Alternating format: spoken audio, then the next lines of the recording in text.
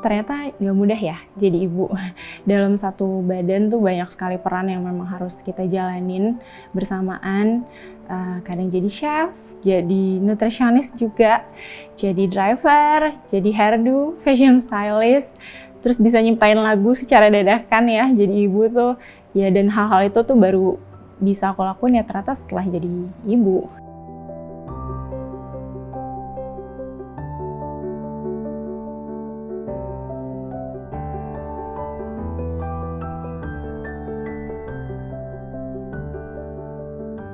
Hai, aku Ria, aku ibu dari 2 anak. Dulu aku flight attendant, sekarang full time mom.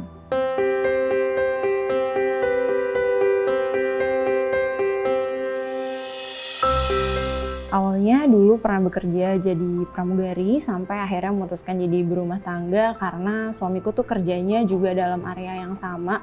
Sampai akhirnya kita punya kekhawatiran sama-sama sibuk, jadi nggak bisa terlibat penuh dalam tumbuh kembang anak-anak.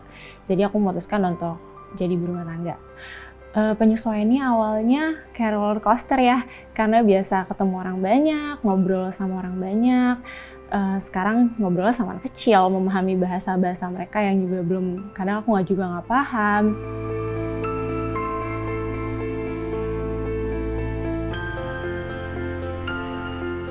Tantangannya ternyata nggak mudah ya jadi ibu. Dalam satu badan tuh banyak sekali peran yang memang harus kita jalanin bersamaan. Kadang jadi chef, jadi nutritionist juga, jadi driver, jadi hairdo, fashion stylist, terus bisa nyiptain lagu secara dadakan ya jadi ibu tuh. Ya dan hal-hal itu tuh baru bisa aku lakuin ya ternyata setelah jadi ibu.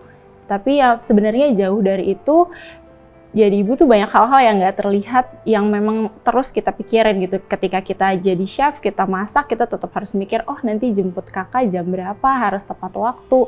Setelah jemput mikirin, oh adek di rumah udah bangun atau belum gitu. Hal-hal yang terus-menerus itu ada di pikiran, bahkan sampai kita mau tidur pun istirahat tetap mikir besok bakal buat sekolah apa gitu, snack time-nya apa, break time-nya apa, dan begitu terus. Dan kadang juga ketika kita mau waktu istirahat pun pikirannya akan terus jalan buat anak-anak dan keluarga sih. Jadi itu sih yang melelahkan.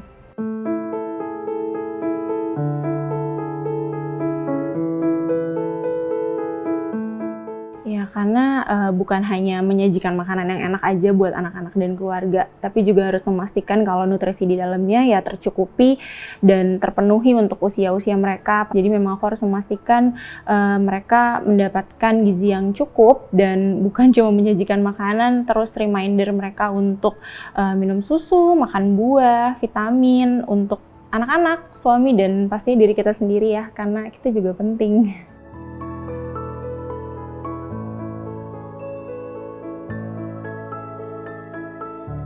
Ketika jadi ibu tuh ternyata waktu lahir bukan cuma anak yang lahir ya, ternyata kita tuh juga banyak banget perasaan-perasaan baru yang lahir, perasaan bersalah ketika mendahulukan diri sendiri yang sebenarnya ya nggak apa-apa juga, dan perasaan-perasaan kayak jadi sering menyampingkan diri sendiri karena memang pengennya mengutamakan keluarga, yang lama-lama tuh bisa bikin kita jadi nggak kenal sama diri kita sendiri.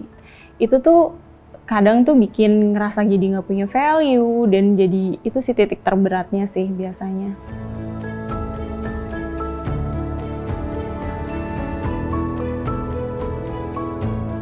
Resiliensinya sih, jadi ibu tuh bener-bener resilient banget, mau apapun kondisinya, bisa atau enggak, sebelumnya udah pernah coba atau enggak, pasti kita akan jalanin itu.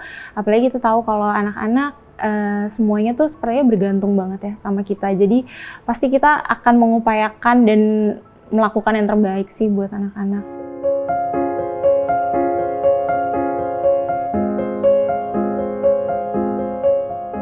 Kedua anakku sih, apapun marahnya aku selalu ada maafnya, seberapapun jauh perginya selalu sambutannya selalu ceria gitu. Jadi anak-anak sih luar biasa banget. Aku juga pas jadi ibu baru tahu, baru kenal perasaan sayang setulus ini tuh baru ya setelah jadi ibu.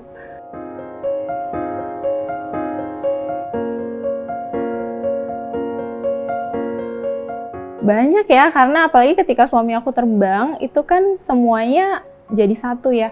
Harus nganterin anak sekolah juga gitu, bikin bekalnya gitu. Kadang momen-momen yang nggak terduga, misalnya tiba-tiba listrik mati atau apapun yang di luar kendali aku, ya karena aku harus memastikan anak-anak safe dan mereka taunya akan aman sama aku. Jadi ya di situ aku harus protect mereka dan membuat semuanya ya tenang, semua bisa kok gitu. Ya karena anak-anak bikin aku juga jadi lebih yakin untuk menjalani peran ini dengan baik.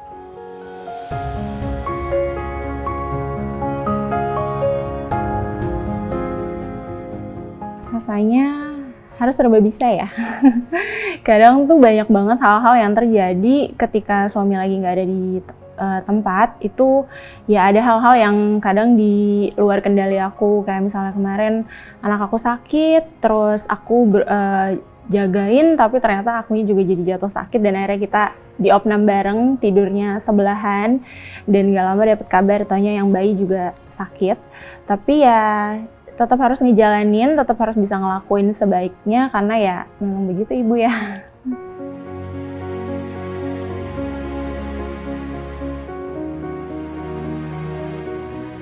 Suami aku, ya beruntungnya suami tuh memiliki, kita punya peran yang sama dalam tumbuh kembang anak-anak. Nggak cuma aku, tapi dia juga terlibat penuh dalam tumbuh kembang anak-anak, dan selalu mengingatkan kalau ya aku berharga.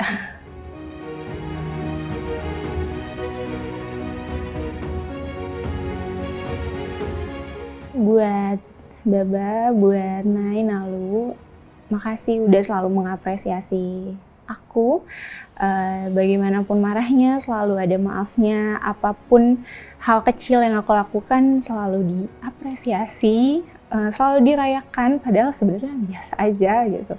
Selalu menguatkan ketika aku juga manusia yang kadang juga nggak kuat, kadang nangis.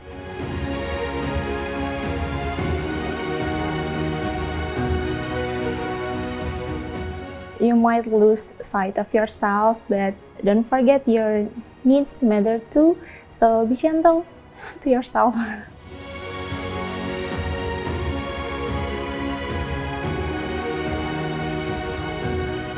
Buat semua ibu di luar sana, baik yang bekerja ataupun ibu rumah tangga, pasti nggak mudah ya. Tapi kalian udah bertahan sejauh ini, udah berjuang di apapun fasenya.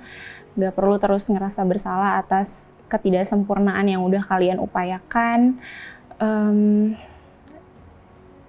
Ya kalian udah ngelakuin yang terbaik, kalian hebat banget. Harus mengapresiasi diri kalian dan berbahagia, karena ibu yang bahagia pasti anak-anaknya happy.